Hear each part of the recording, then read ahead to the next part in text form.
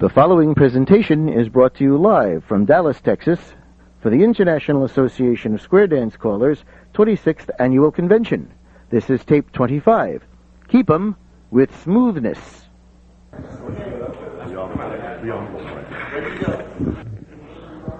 This is the session on smoothness. Did we say anything other than smoothness? Is it just smoothness? Keep 'em. Yeah, we're going to keep 'em with smoothness. And why is that important? Because we call this square dancing. And while we don't want to force smoothness and attitude and all those things on people who come to square dance, it would be really nice if we could make it available as part of square dancing. And so we are pleased to be here to talk with you today about this subject. I am privileged to have two gentlemen working with me for whom I have great admiration. To open, I am Jim Mayo, and as Deborah Parnell once said, I've been calling for decades and decades and decades. She didn't get quite enough decades, but I've been around a while. On my right is Mr. Shukayr. He taught me to say Mr. You're currently from California, aren't you? Yes. And I was very, very pleased because he's, compared to me, relatively new in the square dance calling business. And I happened to see his words of wisdom on the subject of calling so that dancers could use the phrase of the music to increase their dancing enjoyment. And I was absolutely thrilled to think that there was a young caller who was aware of the importance of the musical phrase in our activity.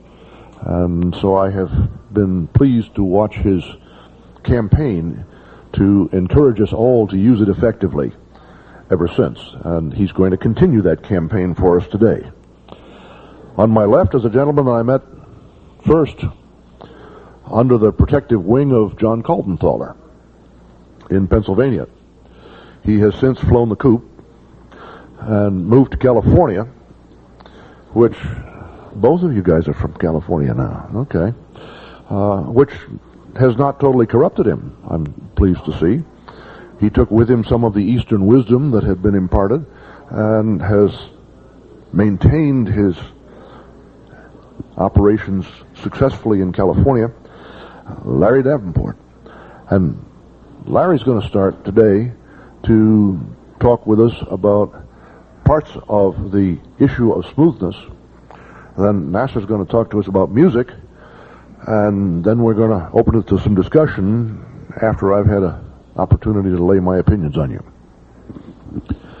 One of the interesting things we discovered as we took on a project for the Caller Training Committee of trying to put together a set of the best of CALLERLAB tapes. We have, for most of CALLERLAB's existence, taped the sessions at conventions. And it occurred to us a while back that we should go through that collection of tapes and pick out the best presentations that we've had over the years and make them available in a set, and the Caller Training Committee is busily engaged in that project. It should be available before next year's convention, won't it? One of the fascinating things that we discovered as we did that is that over the years there have been very few presentations dealing with the subject of dance smoothness. I think that's a misfortune. I think it's sad that we have not paid more attention to the element of smoothness and dancing in our square dance presentations. I am of the opinion that this may perhaps have something to do with the current state in which we find square dancing. We have concentrated heavily on choreographic puzzles. They're wonderful, they're fun. But when we do that at the expense of the dance experience, I think all three of us agree we've made a mistake. And we're here to try to make some correction in that, and with that, we'll let Larry, start. Thank you, Jim.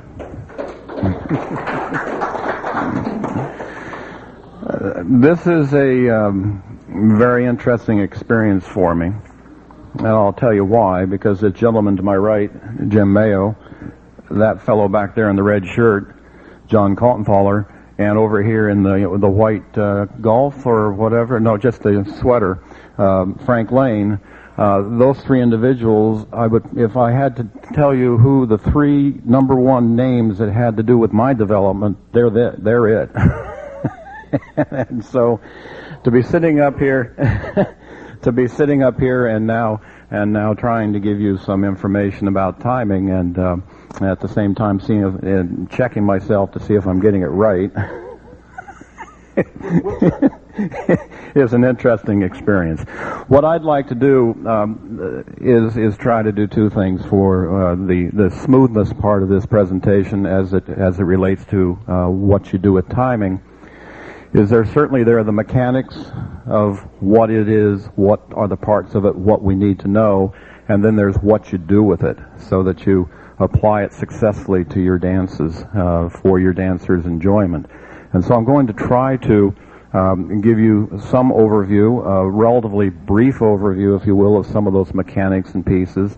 And what I'm also going to try to do is to pull out of my experience and how I apply it, and hopefully that will provide some information to you.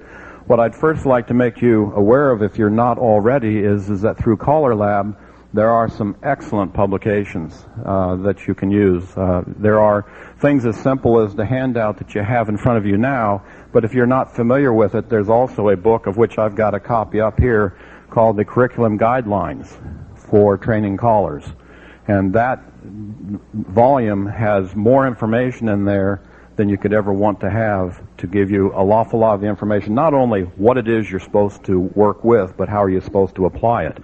And if you get the fancy version, or make sure, there's also in an addendum, a supplement to this thing, where there may be one page on timing, for instance, in the curriculum guideline itself. If you go to the technical supplement, which is also available, and you can look at these documents at the registration desk, they do have them. There are several pages of information on information that you should know. The other thing I'll say, though, is that there's no substitute for talking with people who do this and know this and get that information from them as well, because no matter if all you ever had was this book and you don't talk to anybody, I don't think the theory is fine, but until you get it from people that have actually done it, until you do it yourself, it doesn't really translate. What I'd like to start off with is just to talk about timing and the definition. Timing is the relationship between key words of the square dance command and the dancing action measured in beats of music. It's got three separate parts. It's got command time, lead time, and execution time. And if you notice me looking down at this book, I didn't have to write up a bunch of notes for this thing, because it's been very well put together. Command time is the number of beats it takes to deliver the command. Most calls can be delivered in 2 beats. Alaman left, star through, square through. Some are a little harder. Side face grand square is not a 2-beat delivery. If it is, your dancer's success might not be what you expect. Side face grand square. But the fact of the matter is, you have to know how much time it takes to deliver that call, and to be able to use that information. You need to know which calls can be delivered in 2 beats, which calls need to be delivered in more than 2 beats. John trained me long and hard on a method of doing that, of just taking the program list, putting a record on the disc, and you're not calling with you're not trying to put together choreography at that time. You're just going down the list of calls and seeing that you can, in fact, first of all, make sure you know what 2 beats of music is, and second of all, that you then can put those calls to the 2 beats. And your concentration is on one thing only when you're doing that. It's on being able to deliver the call. It's not on being able to call choreography at that point. Lead time is the number of beats elapsing between the command that you give and when the dancer reacts. If you give the call right when the dancer needs it, The dancer doesn't have, I mean, well, if you give it when the dancer is supposed to be putting their first foot into the movement, you haven't given them time to do anything, because there's been no time for them to be able to get it from their ears to their feet. If you give it too soon, before they need it, it's got other problems, and I'm going to go to in a little bit more detail as we go along here. So command time is the number of beats it takes to deliver. Lead time is the number of beats elapsing between the command that you give and when your dancers react to it. And execution time is the number of beats it takes to execute the command. How many beats do they actually have to have? How many steps do they actually have to take in order to complete that call? Another exercise which one can do is also through CALLERLAB are the timing lists. I checked at the registration booth. Any that they had here have already been picked up by a lot of people. But if you don't have the timing lists, and you need the timing lists, get the phone number, the 800 phone number from the registration desk if you don't know what it is and don't have something that it's written on, and call them, ask them for it, and you can get that. But this will tell you it's the basic program that I've brought with me, the basic and mainstream program and the plus program, and it's going to tell you how many beats of time the dancer needs to take. It's not going to be less than that, and it's not going to be more than that if the dancer is stepping through the call and with the appropriate number of beats. So the three pieces of timing is the command time, the lead time, and the execution time. We're a small group today, and unless somebody really wants to see something demonstrated, I'm not going to go through that aspect of it, but if somebody does want something demonstrated as we go along, we can go ahead and get a square up. But I will take at least one piece of music here just to make sure that we just think of what you want to hear on a record and what you want to react to when you're thinking about timing. This is probably one of the first patter records I ever used, Bones, on an ESP label, ESP 402, that was released in November of 1984. And so that's approximately when I was picking up a microphone. But the one thing you'll notice about this record when you hear it, that if you're trying to find out where the beat of this music is, you can't miss it unless you're deaf.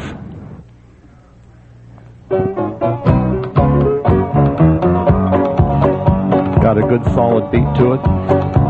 I would think everybody's foot would be tapping almost immediately to where that beat is at any given time. 5, 6, 7, 8, 1, 2, 3, 4, 5, 6, 7, 8. So you really can't miss it. And when you think about the ability, if I go back to the command time, the time it takes to deliver the calls, and if I go back to a list of the teaching order, circle left, forward and back, do-si-do, swing, promenade, Alaman left. And you can go through that in that manner, and you can get yourself so that you know that you're using the proper command time and what you're going to give them. So I think that's probably the only record we really need to use, just so that everybody can, it had to be some music for the session, right?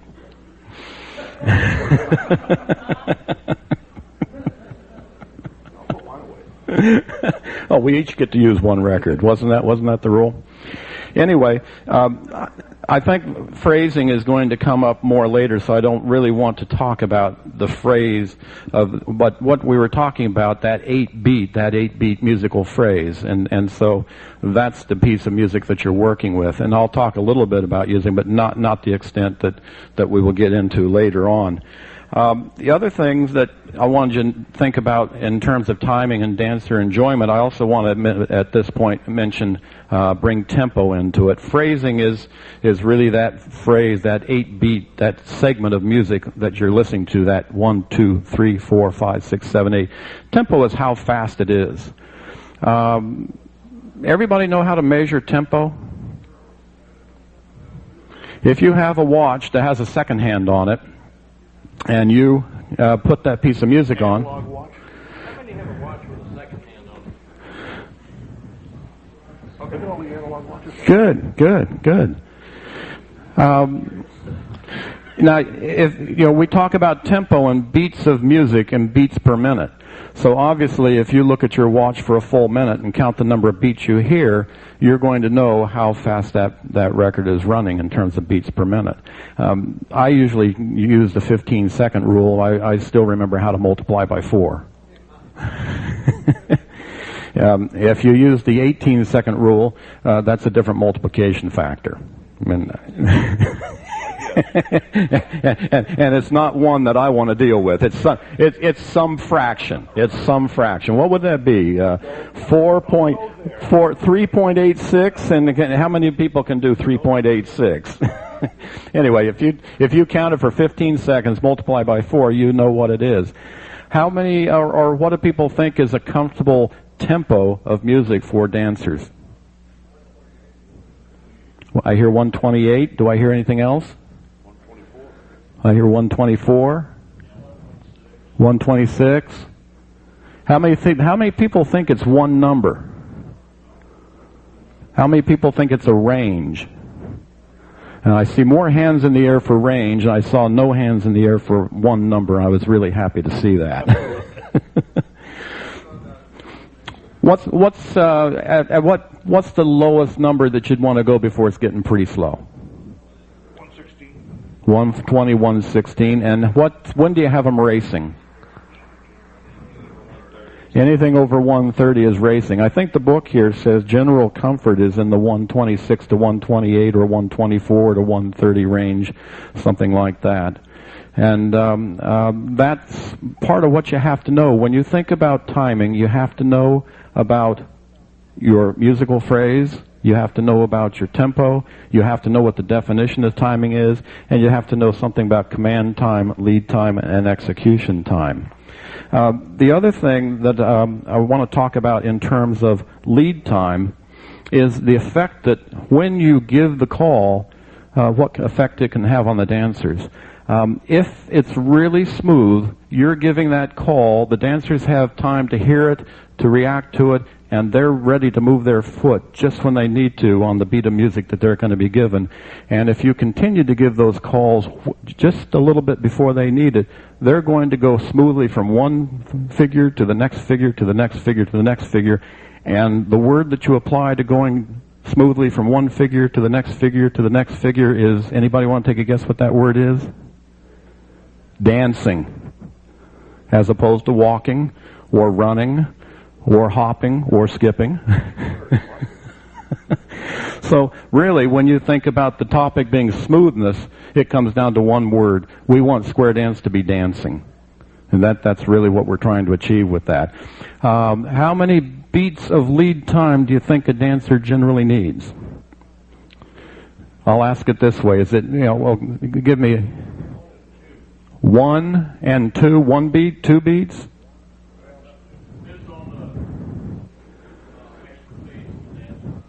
Depends on the expertise of the dancer.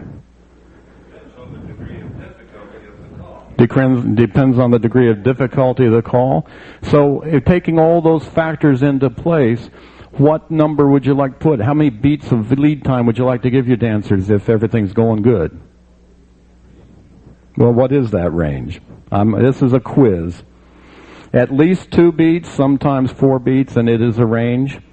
And the range is going to depend on some factors I'm going to talk about a little bit as we go along. If you give a real long lead time to the dancer is waiting for, let me back up here a second. Yeah, that's where I wanted to be. If you give them a whole lot of time and they have to stand around and wait to hear the next thing, then they have to wait and hear the next thing, and that lead time is such that they're not getting it right when they are. They sort of lurch to a halt, wait, lurch to a halt, wait, lurch to a halt, and wait. And somebody said stop and go out there. If you get it real close, what happens to your dancers? They start racing, and they also try to keep up with you. I think you got it backwards. Did I do it just backwards? Yeah. Did I do it just backwards? Let me see here. Execution time will increase if late delivery of the command require. Okay, yeah, I went late the wrong way. Erase the tape, back up, go forward. If you are real close, they don't have what they need when they need it, they're going to lurch. Okay? So that if you are just there, they're waiting, they don't have it, what do? They have to stop. They can't do anything else. If you give it way in advance, you give a long period of time, they're not going to wait until the music says to go. They're going to react in that 2 beats or so from the time you gave it, and guess what? They're going to be trying to catch up with you. They're going to try to be fast, and you're going to be getting it faster, they're going to be getting it faster. And the words that go with that, if you're late in your command time, like you're too late in the command time, it's stop and go. If you're early in the command delivery, you've got them rushing. Now there's a difference between early command delivery that results in rushing and clip timing, which is another term. And I think sometimes, at least I used to sort of think they were almost the same until I got taught differently. If you simply give them early command delivery and they're rushing, but you're still giving them the right number of beats to execute the particular call, it's just fast. Okay? But if you're giving it not enough time to execute that call, if they've got 8 beats to complete a square through, or 10 from a static square, did I get that right? And you give them 3 beats to execute a square through before you give them the next call, and you continually take away the timing they need, that's clip timing.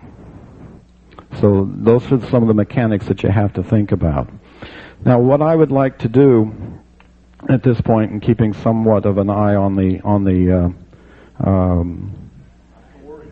time here, what I'd like to talk about, to try to get into a little bit about what those mechanics, tend to mean to me.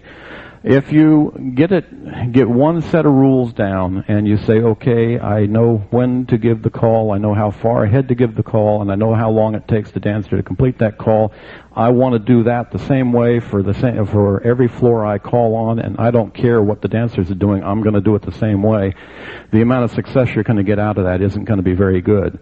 It's the one floor that you call for that happens to be able to dance the way you're calling it, they'll be successful. The 5 other clubs that you might want to call for, that's just not where they are, you're going to be unsuccessful. So your success rate's going to be 1 out of 6 in that case, which isn't very good. And what it means is you're not really controlling the situation. You're not applying the judgment factor to how you use the mechanics. Different things affect what happens on a square dance floor. If the people are tired, they're not going to dance the same as if they're not tired. If the floor is slick, or somebody just put fresh wax on it, or the floor is a rug, they're not going to dance the same way on those 2 floors. If you have a group of dancers where the range in expertise goes from just graduated to been dancing for 20 years and can dance anything you throw at them, there's a lot of different abilities on that floor, and you have to take that into account. So there's a lot of different things to take into account.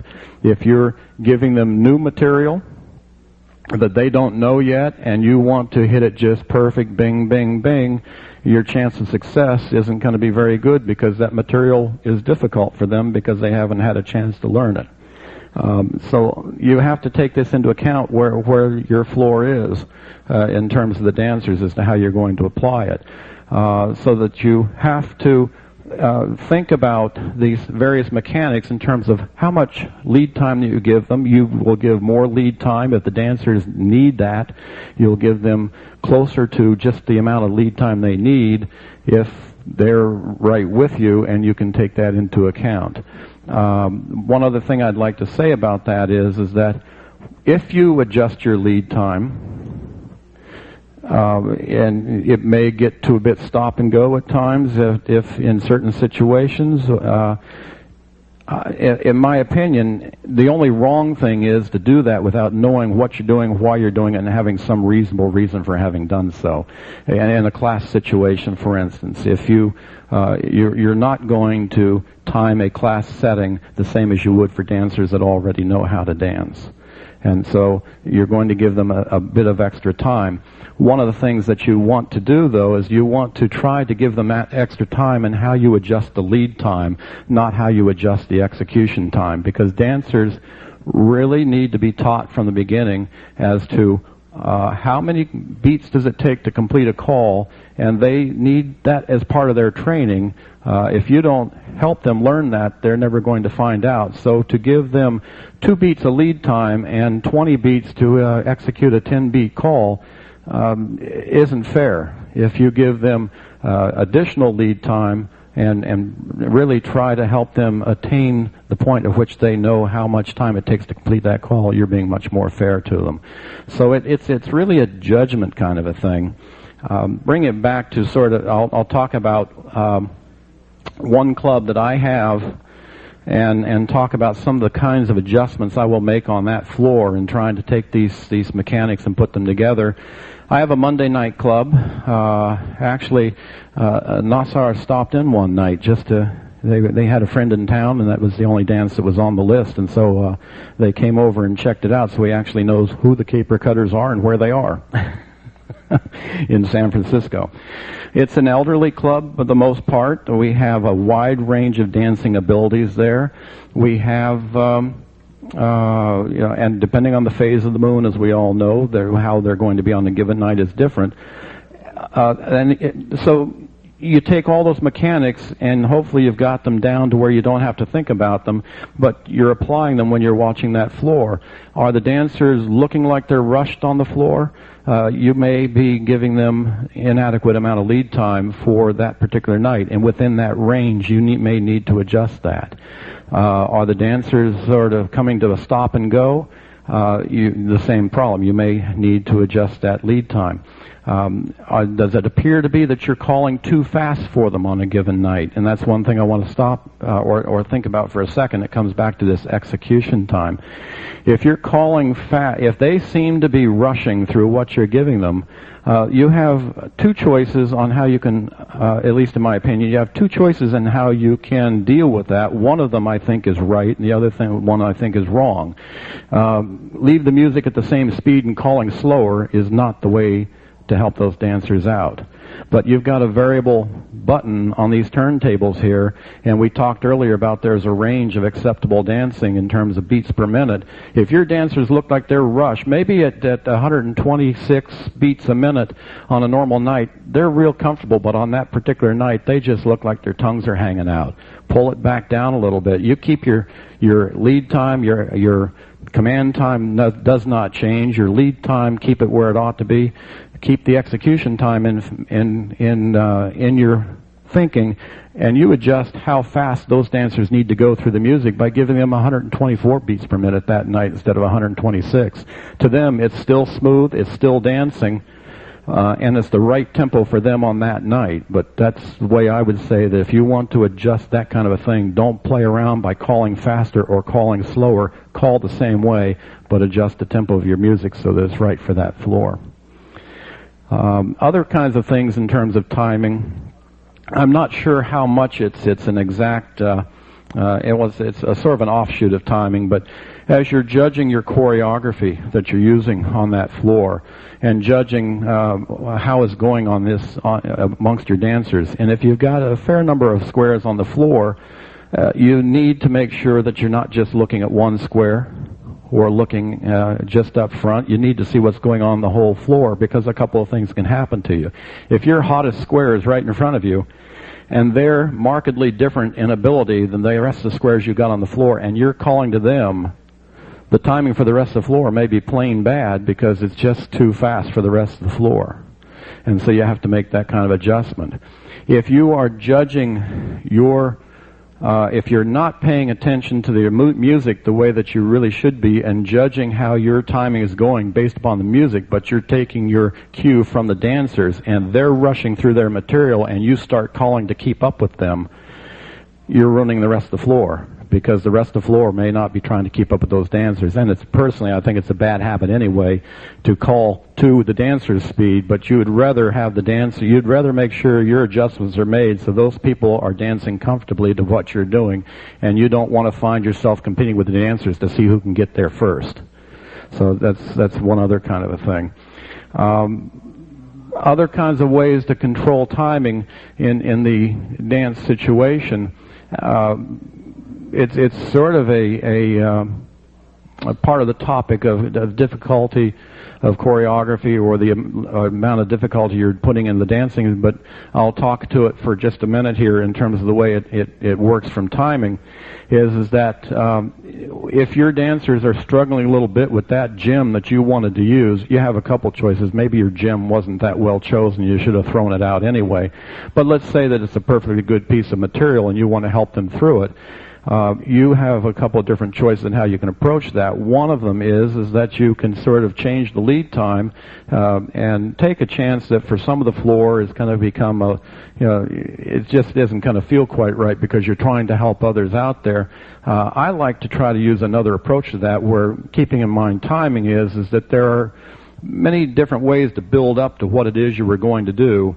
There are simpler flow that you can use in your choreography that might be a building block to what you really want to call. If you come back and keep your mechanics in good shape and you're calling to those folks and you're using some other routines to just sort of show them the formation and the flow that you'd like them to be able to succeed in later, and then come back, you're not taking the time to stop and workshop them, but you're really dancing them through it, and you come back to add in the gym that you really wanted to use. You might find that your success rate, without having to really dramatically adversely affect your timing mechanics, might be much higher. So those are just a few anecdotes of at least what I try to do to use these mechanics to apply it to a dance situation, and I think I'll stop there.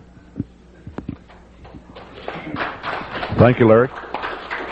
We don't mean to imply that timing is the whole story in Smoothness. Clearly, the way we dance and the way we move and the positioning of the body and hand availability and all those good things apply also. We will talk some more about those. Larry's talk confirms or goes along with my own personal belief that a large share of the lack of smoothness that we encounter in today's dancing results from exactly the last point you made, that we are trying to get people through material that is so complicated that we must give them hesitations and wait points in order to make it possible for them to accomplish the choreographic pattern successfully. That has cost us, I think, dearly in the field of timing. Looking at Frank Lane sitting out here reminds me of an interesting anecdote about the origin of timing. You will remember this, I'm sure. Before CALLERLAB started in 1973, a group of us had gotten together, the original Board of Governors, and were talking about why we were doing CALLERLAB, and one of the things we all knew was that there was no standard training guide for caller coaches, for training callers. We had not agreed on what you should learn in a caller school.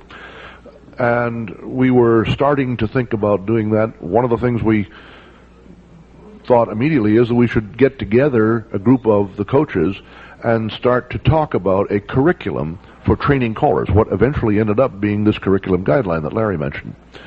And we assembled, it just happened that on one weekend, a number of the original group of CALLERLAB Board of Governors and the founders of this organization were all going to be in New England on the same time. And so we set aside a Sunday and agreed to meet at the airport in Hartford, Connecticut. And at that meeting, we had Frank and myself and Al Brundage and Earl Johnston, Ron Schneider, Dick Ledger, and maybe one or two others. I don't remember who else might have been there, but those were all there. And we started talking about it, and we agreed on several topics, and then we got to timing. And everybody agreed, got to talk about timing in a caller training program. The next 3 hours of that meeting, most of the rest of our time, we spent trying to define the word timing, and we could reach no agreement. That group of caller coaches, all of us had been teaching callers for a number of years, And we spent 3 hours trying to reach a definition that we could all accept of the word timing. The simple thing that Larry read to you at the start of this presentation, that definition we could not come up with that day, and it in fact took us another couple of years before we could agree on that definition of one word in caller training. That particular day lives in my memory very vividly. Perhaps because it was the first time I had ever flown an instrument in the clouds, an airplane in the clouds on instruments myself. To get to pouring rainstorm, and it was my first solo instrument flight. But another component, one of the problems we had that day was trying to distinguish the difference between the term timing and the term phrasing. Phrasing comes in two forms already. One of them is how you meter the words to the phrase of a melody. That's sometimes referred to as phrasing when perhaps it ought to be more accurately called metering. But phrasing, Nasser is going to talk to you about, and several of the callers at that meeting had real difficulty distinguishing the difference between timing and phrasing. Nasser is going to explain that difference to us. How's that for a dirty introduction? Thanks, Chairman Mayo. No. Let's see. Okay. We all have decent timing, meaning that if any one of us was calling to a square, that square could, in some shape or form, dance. So it's not a matter of bad timing. It's all good timing. So you have good, better, and best. And we're trying to get to best, I think. And talk about the structure of the music is a phrase. And typically in square dance music, it's 8-beat phrase. I think we all know this. There are some music forms that have weird phrases of 6 beats, 7 beats, 10 beats. You won't see this in square dancing. It's all 8-beat phrase. Can we use your record? We're going to try to find the phrase. There's somewhere in there where it feels very comfortable to count 1, 2, 3, 4, 5, 6, 7, 8. And 1 is the strong point. And that's what we're looking for. Where is that sucker? 1. Everyone say 1 there. 1, 2, 3. Does everyone see that? Does everyone see the phrase? If you were, yeah, do you feel it? What if this was not a square dance? What if it was a disco, and you put people out on the floor and you say, start moving whenever you want to. We're going to play music. Move when it feels right. They'd all move on 1. What if it was a teen in the ghetto with a ghetto blaster on his shoulder? Move when it feels good. They would move on 1. What if it's a line dance, and they all, you ever watch them line dance between tips, and they all move at the same time? No caller told them to move. Who told them to move? The music told them to move. It feels natural to move on beat 1 to start. Let's see, we're all going to find 1 again. Is that right? I don't know where it is. No, okay. 1, 2, 3, 4, 5, 6, 7, 8. 1, 2. It feels good to start dancing on beat 1, but it also feels...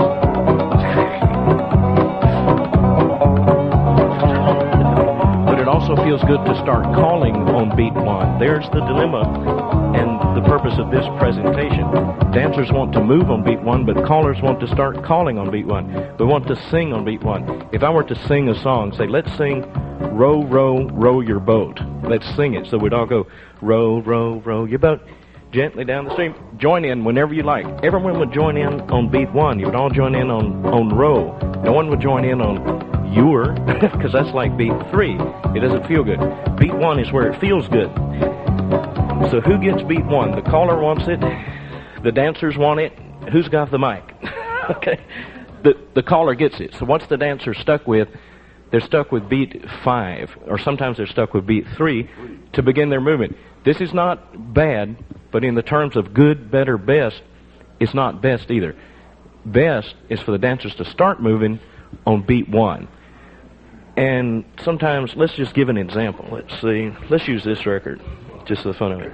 Okay, this is just a singing call record that I hope everyone knows. It's called Mama Don't Allow. No banjo playing in here? Yeah. Okay. typically, here's how 98% of callers call. Four ladies chain across. Okay, I took beat 1. The dancers had to start on 5. Okay, now let's start it over. I want to give the call prior to beat 1 so the dancers can start moving. I want y'all to say 1 when the 1 comes up. Okay. 4 ladies chain. You can start moving on 1. So you have to give it in advance. You have to do it like a round dance cuer does it. That's what you don't have to, but the point is that every round dancer, well, not every round dancer, but many round dancers move exactly with the music, okay? And some I know a round dancer that moves with the music, okay? Okay. And line dancers, right. Line dancers move with the music. The music tells them where to do. Other forms of dance move with the music. Contra, quadrille, bebop, disco, jitterbug. Every form of dance moves with the music, except name one form that normally doesn't. Square dancing. Why? Because the caller takes beat 1 and gives the dancers beat 5. Beat 5 is second best. The music is the force that pushes the dancers. There's a place in the music, that strong beat 1, where the music says to the dancers, go! Okay, kind of just kicks them along. Moving on the phrase is exhilarating. It gives you the sense of dance. Rounds and lines get that exhilaration all the time. In squares, the caller gets the exhilaration more, just generally because of the nature of the problem that we all want to start moving on beat 1. Okay, so let's see. We did, all right. Now, this is a difficult concept to explain. They had a panel on this last year. I bought the tape. I understand this stuff. I've wrote articles on this stuff. I listened to the tape, and I didn't get it from what the tape was saying. I just didn't understand what they were talking about. Well, every one of you has a critique sheet that you can send in, and I sent mine in and said, well, on that panel, I just didn't understand that stuff. It just didn't work. The executive committee has the perfect solution to that problem. Here I am today. So,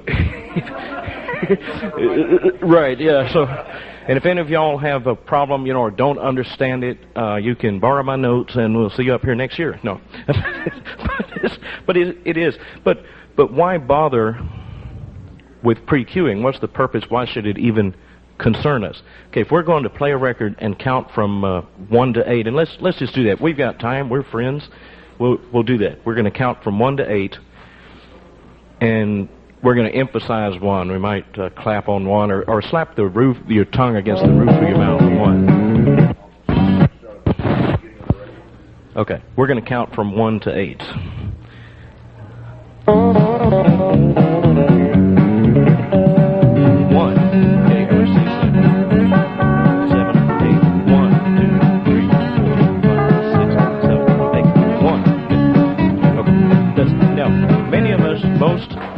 That's it. Most callers will pre-cue circle left or grand square. Okay?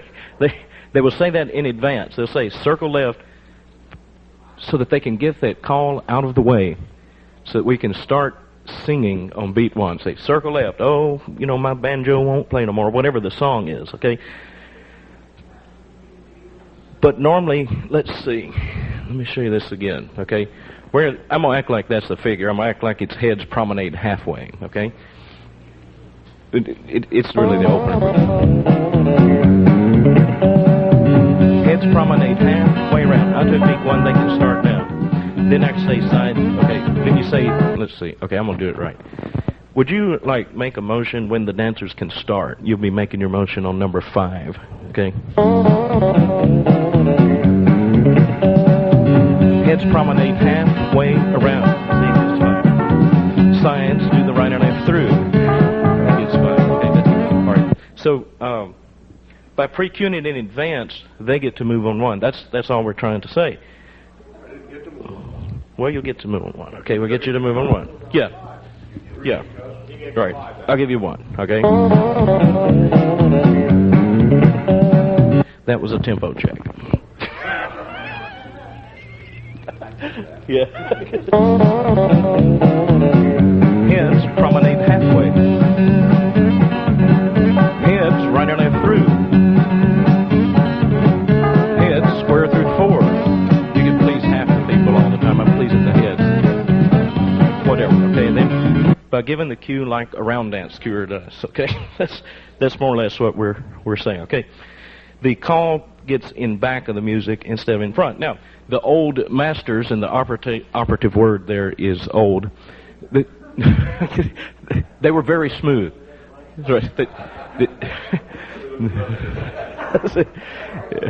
The old masters were extremely smooth. Why? I once asked one of them, or maybe they told me, I don't know. Okay, back then, like, let's say 40 years ago, they would not dream of changing the figures. What did this mean? Everyone had the same material. The only difference between callers, if they all have the same material, is who was the smoothest. So they would differentiate themselves by calling the same material, but calling it smoother.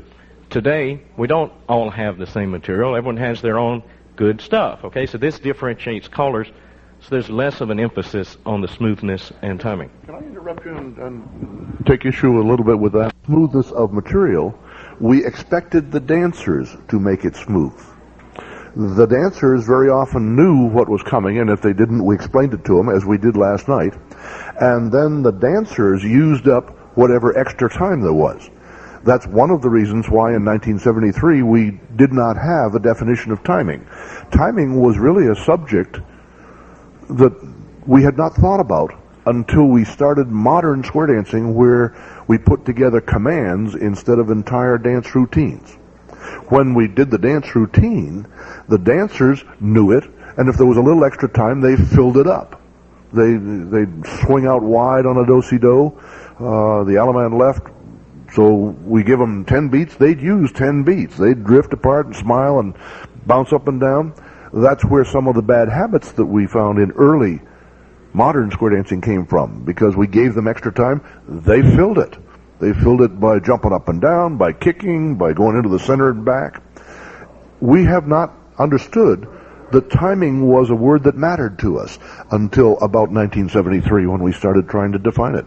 And so it wasn't that things were all that smooth back then. The dancers found a way to make it danceable.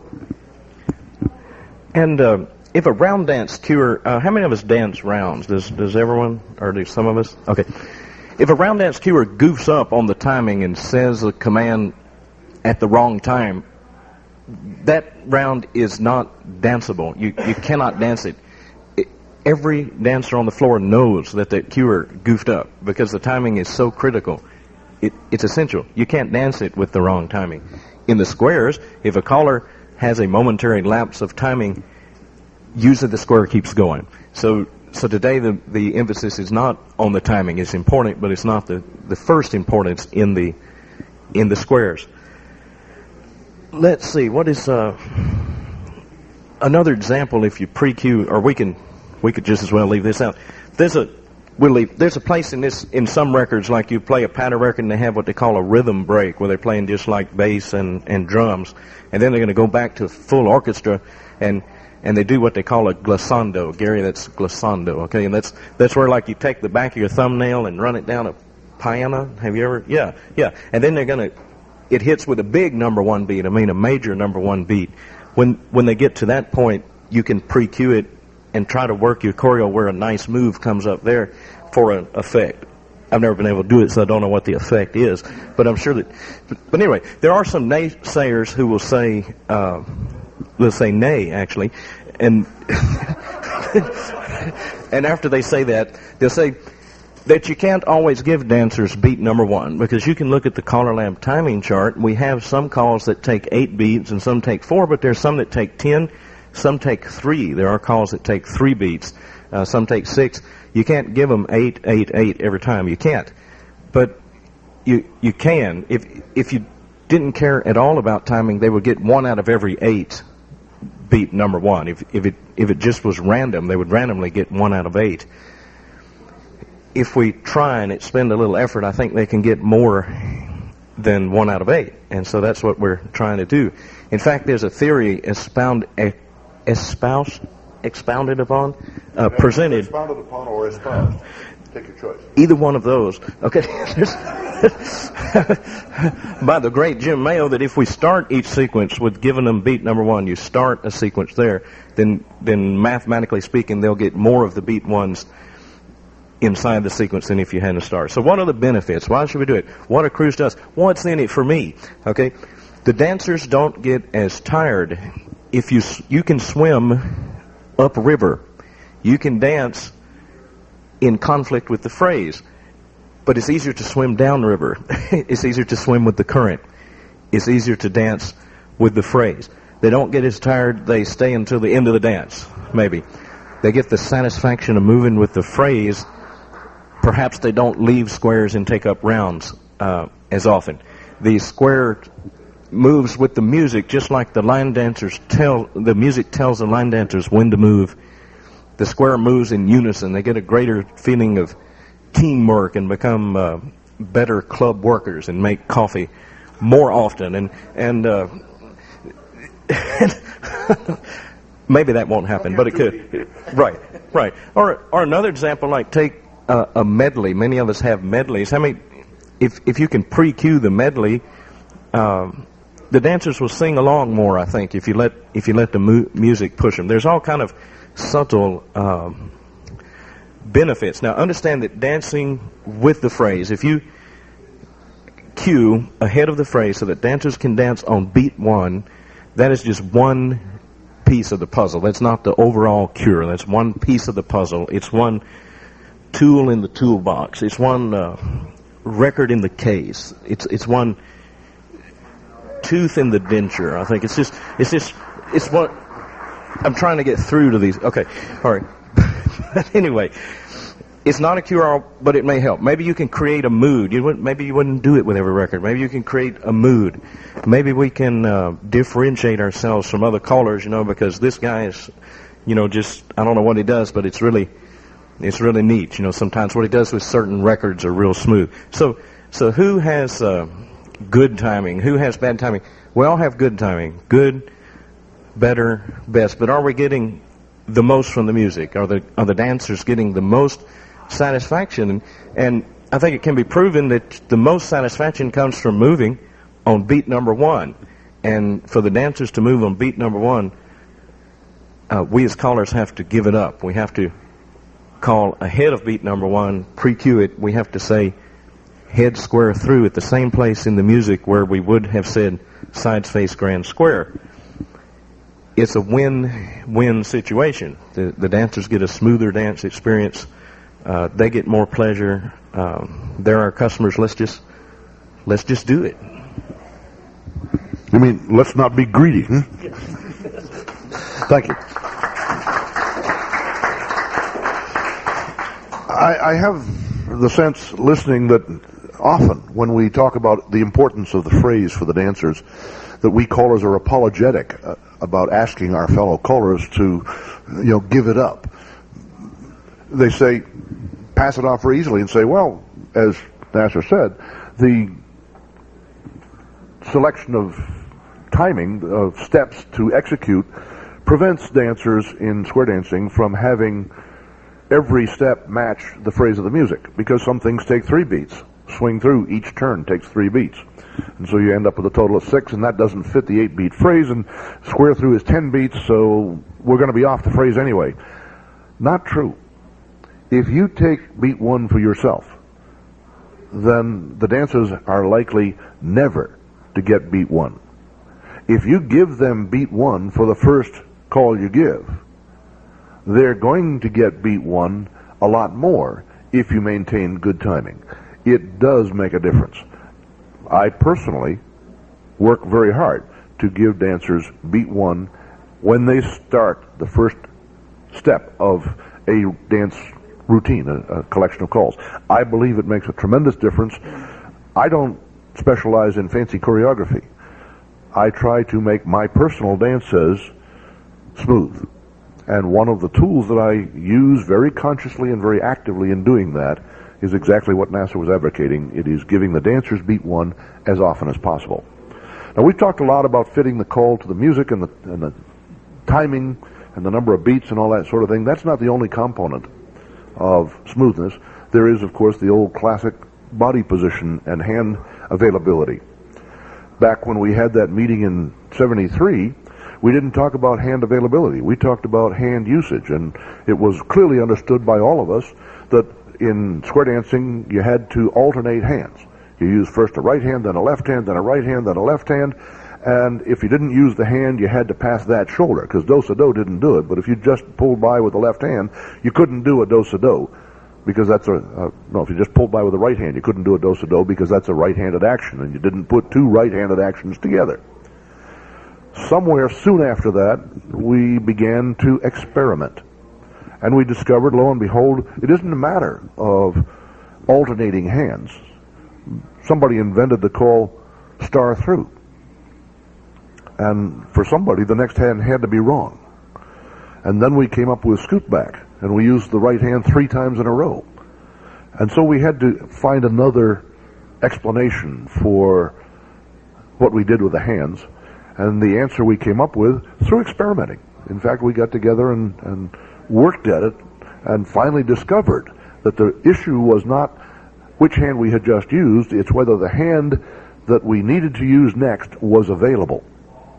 When you do a star through, the man's right hand comes down into position to start a right and left through. When you do a scoot back, the right hand stays available for all 3 of those right hand actions. And the issue is not, have we just used the hand, it's whether that hand is available for doing the next action. And so we learned something. Hand availability is an important component of whether the dance action feels smooth. If you do a square through, 4 hands, you have the left hand back here somewhere by your left hip as you walk by on that last hand action. To do an Allemande left next requires you to get the hand, which is not available, out front to do the Allemande left action. It's not available. If you've done a square through 3, then the left hand is available in the right place to do the next action. Hand availability is one of the components. Body position is another one of the components of smoothness. And people talk about body position, they then don't pay much attention to it in a lot of modern square dancing. There are many actions in common use that are not comfortable to do. One of the ones that I find commonly used but uncomfortable by my definition is a square through ending in lines facing out, and the next call is swing your corner. Your corner's beside you, you've just pulled by on the right hand, and for the man, that's not too bad. But the woman's just pulled by with that right hand, and that has turned her away from the man she's about to swing. And I don't find that a very comfortable action, yet it appears routinely in square dance singing calls.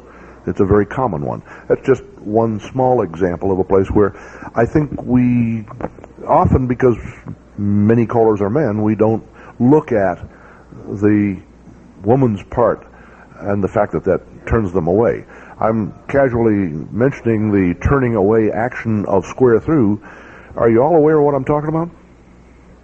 That square through is internally an uncomfortable call. Our good friend Gloria Roth uses the term kinesiology. It is the study of body position and movement. And square through is kinesiologically a bad action, because each time when you take the hand and walk by, it turns you in one direction or the other. It turns you toward the hand you're using. We wonder why it is that on the second hand, men tend to turn away from the next girl rather than turning toward her. The answer is that holding on as that hand goes by turns your shoulders away from the direction of the next person you should be joining hands with. The next person with whom you should be joining hands. You always have to be aware of English teachers in the audience. Right and left through does the same thing. The answer to making it work although it doesn't make it perfect, is never to hold hands past your body. Do not hold as you go back, and then you tend not to be turned in the wrong direction. If you teach square through as touch hands and walk by, rather than take hands and pull by, you make it easier for dancers to avoid the wrong turn effect of the square through action or the right and left through action. We, I think, too seldom pay attention to those things in teaching. There are many, many actions that we as callers should help new dancers to learn correctly, and then should regularly remind experienced dancers about as we call to them. In my mind, the club caller has a responsibility to those in his club or her club to keep them reminded of good dancing. I'm not sure that as many of us as should accept that responsibility and act on it. One of my pet peeves is the call Ferris wheel. And if you watch a floor of dancers doing Ferris wheel, what happens is that the men head for each other diagonally across the center, dragging the girls behind them. The girls have long since learned that the way they do a Ferris wheel is to turn around and back up into place so that they avoid getting run down by those men who are charging at each other. When Don Beck wrote Ferris wheel, he really hoped that the in-facing people would move straight forward until they had formed a two-face line, and then would do a wheel and deal. That's not the way it works. That same thing happens on the call recycle. And there are many women who just hate that call, because what it means is they turn around and get dragged around the corner. Yes. Yeah, we've had a suggestion that we demonstrate that. We'll put a record. Go ahead. I'll let you do it. No, not me. No, sir. Let's get her. Do it. Gonna do it for 1, 2, 3, 4. Yes, this microphone is a little weak, but Chris from England, let's get a square rather than just say the moves and show how it's awkward for the ladies rather than just. okay, we can do that with two couples. Can we get two couples to come up? Would you like to be one of them? We need one more couple to come and dance, or help us demonstrate.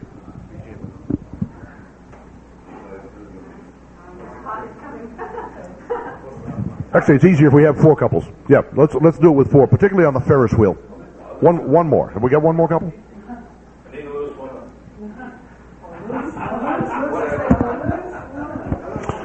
Well, you know, a certain flexibility, maybe not totally loose. Okay, head couples, would you lead to the right and veer to the left? Yeah, it really will work better with a girl. Head couples lead to the right and veer to the left. There we go. Okay, now, when we do the Ferris wheel, let's do it the way it's usually done first. I know you gentlemen, of course, would not offend in this way, but demonstrate for us the usual error that you see as you call. Head for each other. Girls will turn, dragging behind. Oh, you're very gentle. Most of them aren't that neat. One of my pet things that I just found, somebody suggested to me a nice smooth action. I'll share it with you here. Do it right and left through in the middle if you would, and veer to the left, then veer to the right, and do a left swing through. I've seen many, many times, and in fact, now recycle. Oh, sorry about that. You're good. Yeah, well, very good. I've seen many, many times when and in fact I was myself, doing that veer right, veer left, and then I'd call a swing through. It's a lot smoother if you use a left swing through there, because your motion is correct to flow into that left hand action. Now, right and left through. No, don't right and left through. Box the mat. Then do a right and left through. Veer to the left, and Ferris wheel. And the men, see? Okay, there you saw one half demonstrated the way it's commonly done. Nasser headed diagonally straight across. The other gentleman was very kind, straightforward, tried to help his partner stay out of the way of this charging gentleman. But I see. Okay. But that is exactly the problem that we see, and very commonly so. Pass through, if you would, in the center. If any of you have questions as we go along here, just flag me down. The call, step into an ocean wave, and the call recycle very often is done by the gentleman heading very diagonally. Often we see the women turn around and join the other hand with the man even before he gets started. And then they go backwards around the rest of the recycle action. Do that, girls. Reach over and take his hand and then follow him around, and notice that they have to turn very sharply in place. Step to an ocean wave, if you would. Lee Kopman originally, when he was doing this action, thought of it as, let's do it as I say it, hinge, and the outfacers fold and follow until you line up with the other couple, then turn to face them. A hinge, fold, and follow action. If you do it that way, it will feel smoother. It will also take an extra beat or two, and we need to think about timing as callers. Have we, in fact, pushed the dancers into shortcutting these because we give the next command too soon? I see a question. I think one of the ways that you smooth out the recycle is if you have the centers in motion, they have a greater tendency to do that fold and follow kind of action. So that if we as callers would give the centers trade or in some way to get them in motion first, then we would smooth out the recycle.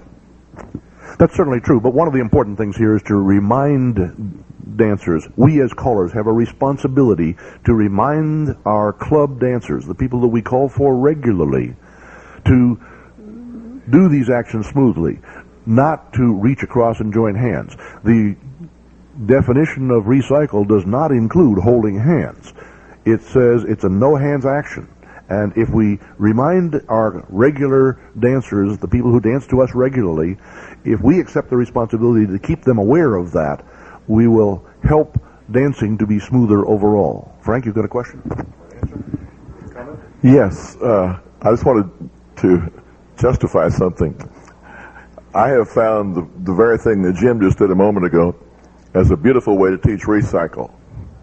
But it's not the definition. And that worries me. When I do it, it kind of wrenches me a little bit, saying, I'm really not teaching them the definition of recycle, and yet it's the easiest and best way to get them to really do it. Step into an ocean wave. And the real definition does not start with that hinge. It starts with the girls folding in behind the man and following him as he does a cross fold. Then the girl turns in to take his hand. And like I say, I have more trouble teaching it this way, and yet it's the way that CALLERLAB defines it. But the way you showed us a moment ago, I've been using for a couple, 2 or 3 years too, and I like it. We often get to hassling each other about the definitions and are we teaching exactly in accordance with the definitions. I think we should do nothing in our teaching that contradicts the definition. And I have no problem at all with, and in fact usually do, give the exact wording of a definition. But that does not preclude, it doesn't prevent me from offering the dancers a way to build a good habit. A habit of dancing that doesn't interfere. The first and most important part of a recycle is don't hold hands. If I use this hinge, fold, and follow method of getting the dancers into a traffic pattern that is close to the one that we're aiming for and can be easily explained, I have no problem with using a different set of words to get the action that we're aiming for.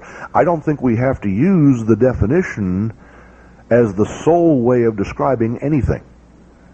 We need to be sure that the words we use in teaching do not conflict with the definition. Question? The definition, Jim, so etched in stone that we could not have a committee action to consider changing the definition like this? In practice, I think the answer is yes. They are so etched in stone. The question was, are the definitions so etched in stone that we could not get this changed?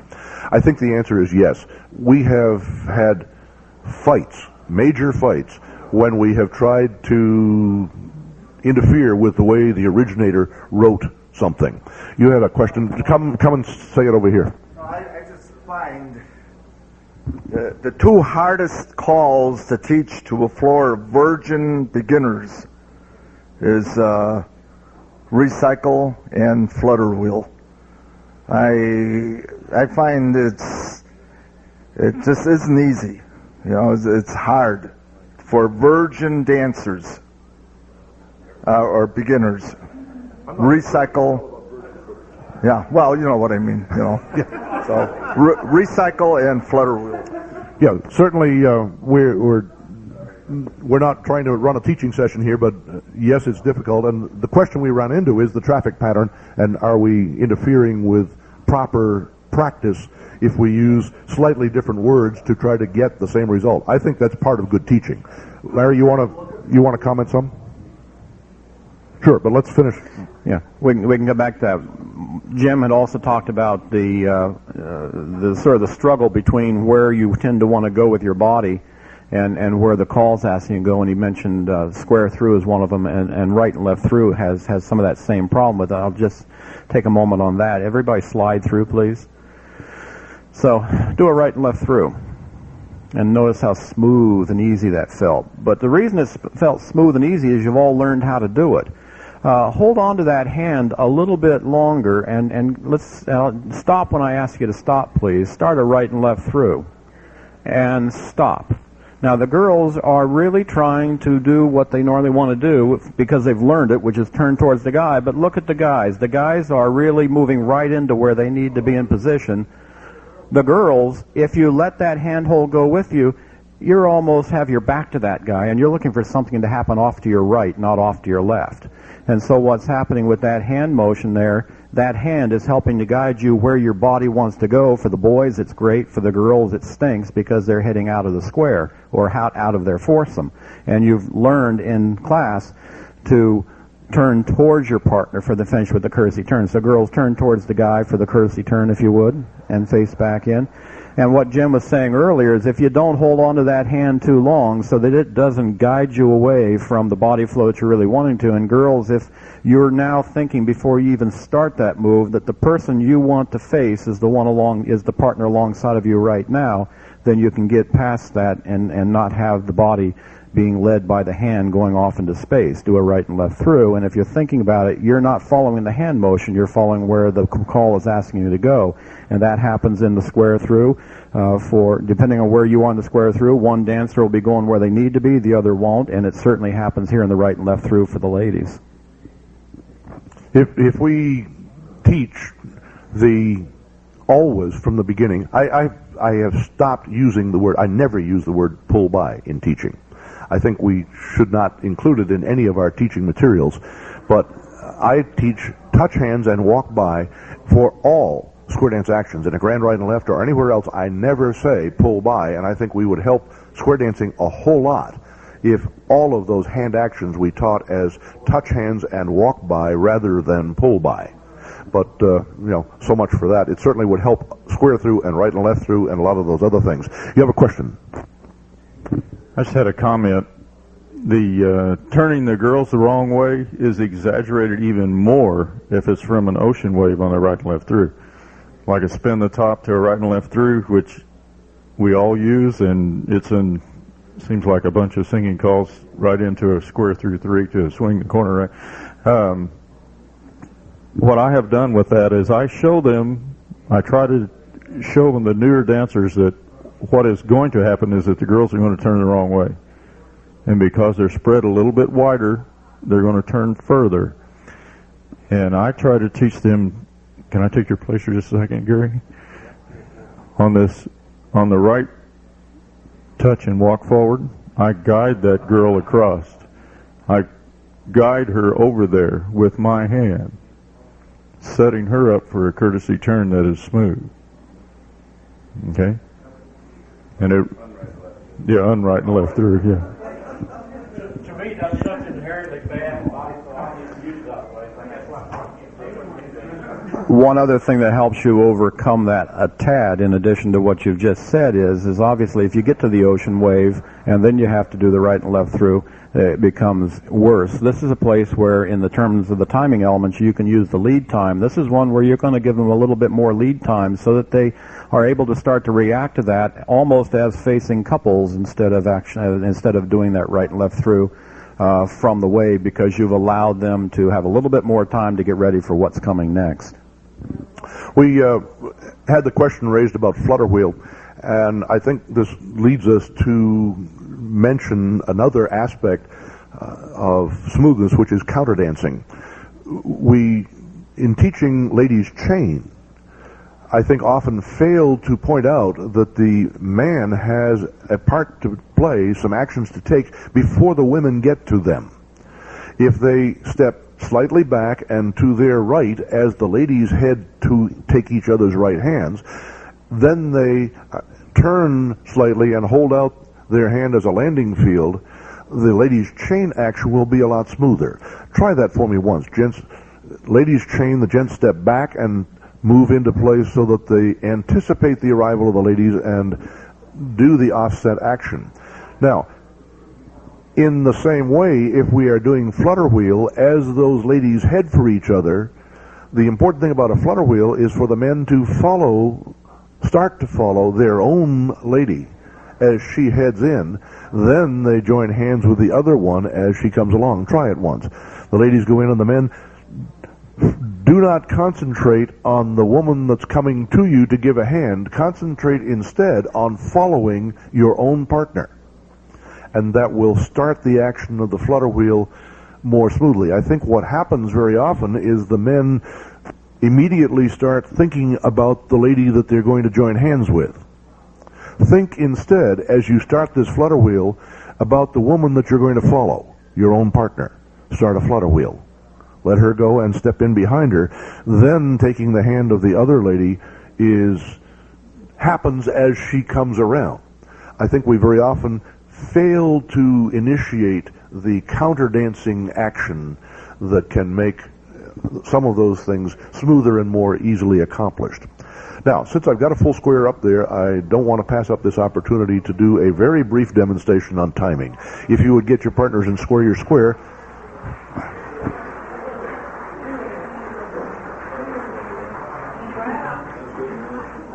Okay, you got a place? Yeah, I understand. Move out some this way if you would, so that you have plenty of room to action here. And I'm not going to do anything very complicated. I'm going to try to demonstrate to you the very slight difference in timing that it takes to make a major difference in your dancing. Make music, maestro. Head couples square through 4.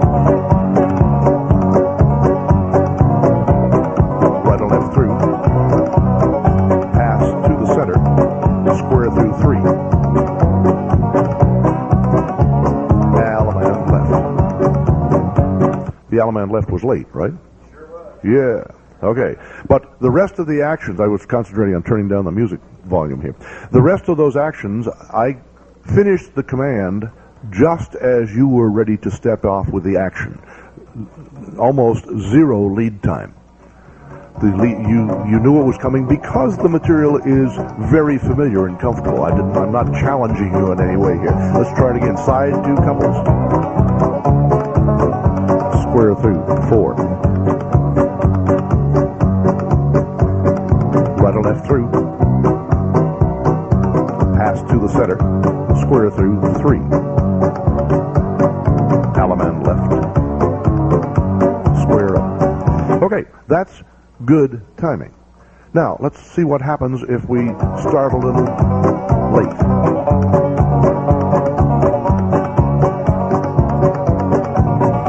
This is very late, right? Head 2 couples, square through 4.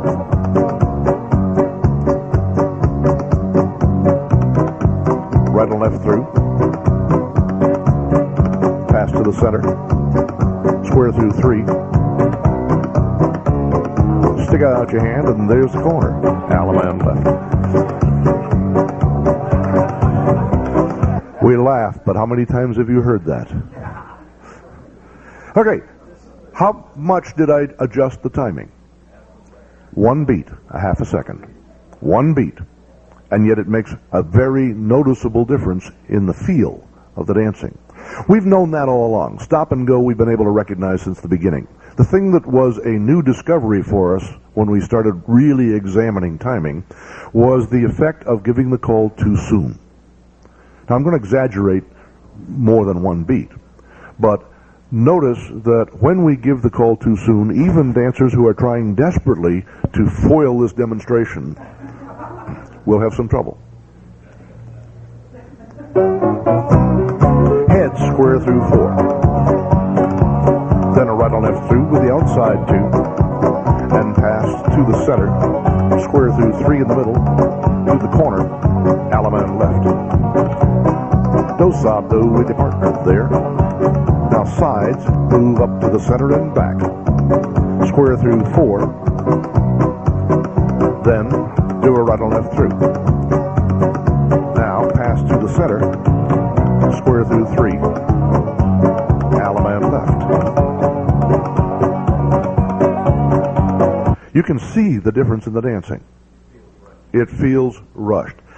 There's no reason at all. I'm not clipping timing. If they want to take the full time to do that action, no problem. There is a problem. The forward and back was the most noticeable one where I tried indeed to go back and Yeah. the other three said, we're going to go on a square through. If it is possible for dancers, but if it is possible for the dancers to respond immediately to a command that they know, they will do that. And in the particular case of the forward and back, they can respond to the and back as soon as they hear it. And that's exactly what they try to do. They're going forward, you immediately say and back, and they, on the next step, start back. Or they skip the and back and start the square through. Well, that they did because I gave the square through command before they were able to do the and back. One of the most interesting things about the forward and back is that on the list it says it's an 8-beat execution. On most floors it's a 2-beat execution. If that. And so you're right, dancers ignore it, and if you give them 8 beats to do it, they're looking up at you like, so where's the next call? How far apart should couples be?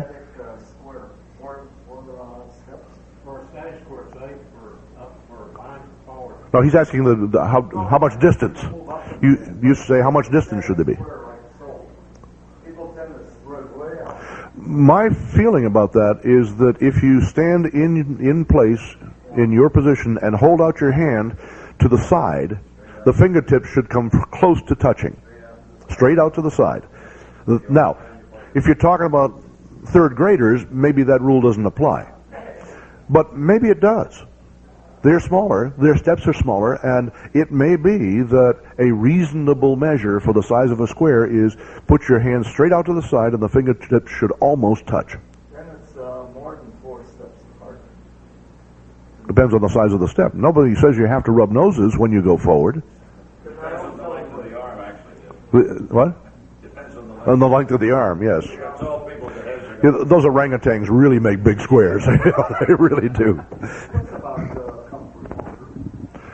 Yeah, if you follow that rule and put the fingers out to the side, you'll have a square that's reasonably sized, and you can adjust the size of your steps going forward and back to take 4. In fact, what I recommend is a forward 3 and touch, a round dance step touch. So it's 1, 2, 3 touch, and back 2, 3 touch as the forward and back action. You don't have to take 4 complete steps. You got to get turned around and reverse the momentum somewhere, so the touch gives you an opportunity to shift weight and get headed in the other direction. It will work. Try it. See what it feels like. Heads forward and back. Sides go forward and come on back. Then a right on left through. Pass the ocean. Extend. Swing through. Boys run right. Ferris wheel straight ahead. Then wheel. Love it. Pass through. Box the mat.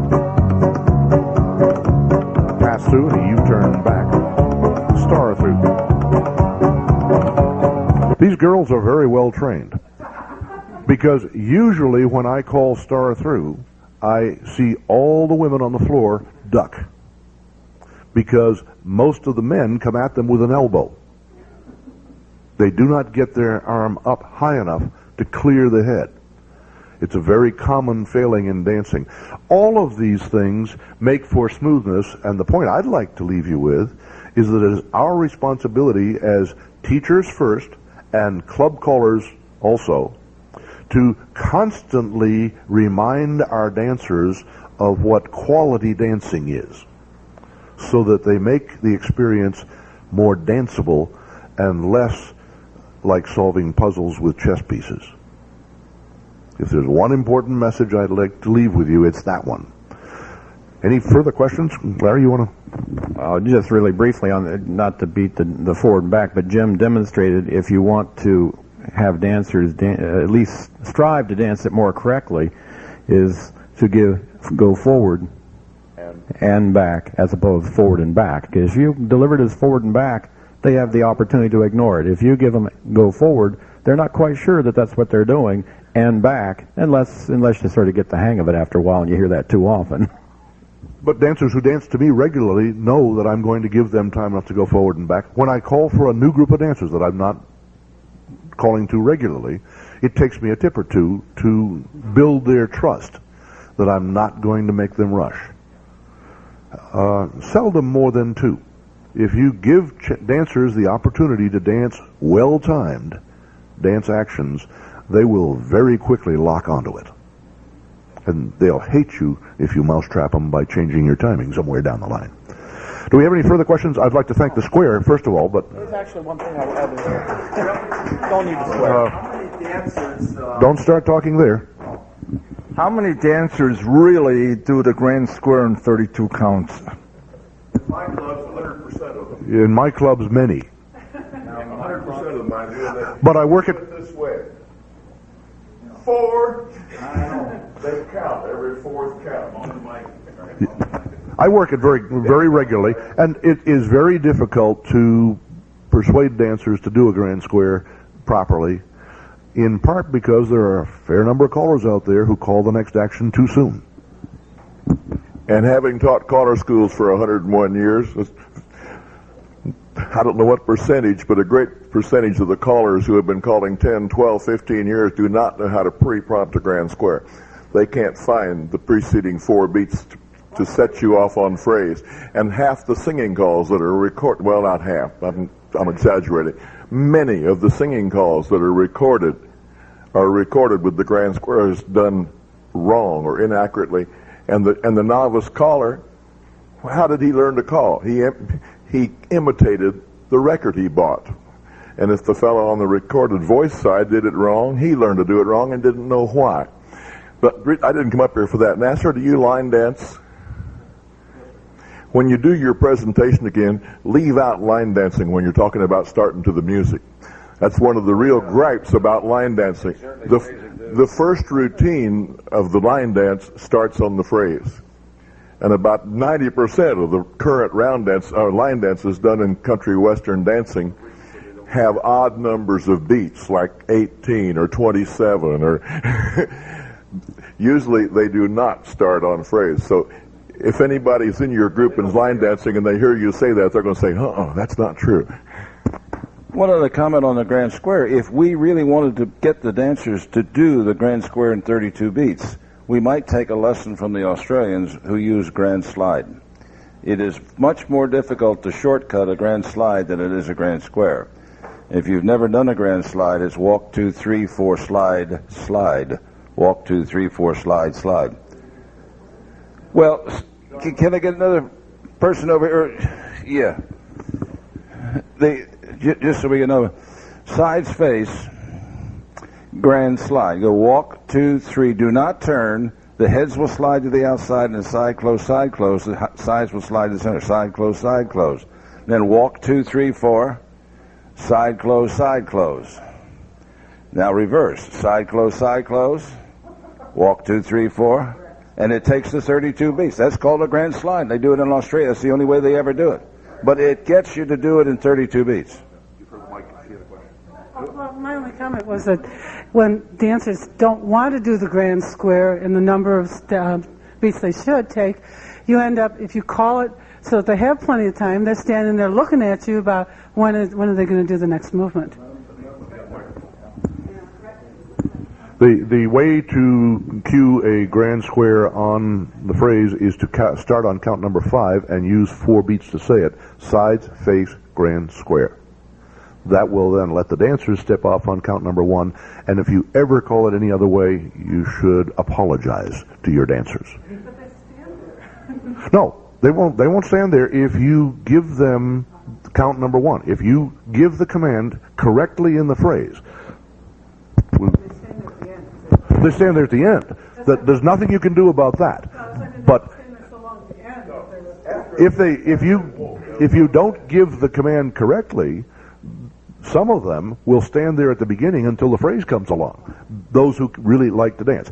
We have almost run out of time, and Larry gets the last word. I learned long ago if they get there early, I researched this, that you can tell them while they're standing around that there's no reward for finishing early. The other thing I wanted to say, singing calls came up briefly, and I don't really want to, we don't, obviously we're at the last minute, but each singing call figure phrase is a 64 beats, and singing call figures are timed from an execution point of view so that you basically fit that. But I would just like to leave you with the thought that you really ought to look at the singing calls you use and look at the execution that's required. If you've got a singing call figure that takes exactly 64 beats, you really, and there's nothing you can do to adjust that, and you've got a floor that's not moving with you, you're rushing them to try to get it done because they're not exactly getting where you'd like them to be, and it just doesn't get to be that smooth. If you've got a singing call figure of 64 beats that has a do-si-do fit into it, or it has a forward and back fit into it, so that you can then remove those particular calls so that the dancers can still finish that figure right where you want them to be, you're going to have more dancing in those singing figures than if you don't have that type of areas where you can make adjustments that don't require something other than leaving them dancing. I'd like to thank you all for caring enough about your dancers to come to a session on smoothness. We have not had enough of them at CALLERLAB. Your concern and your participation is appreciated. Thank you very much.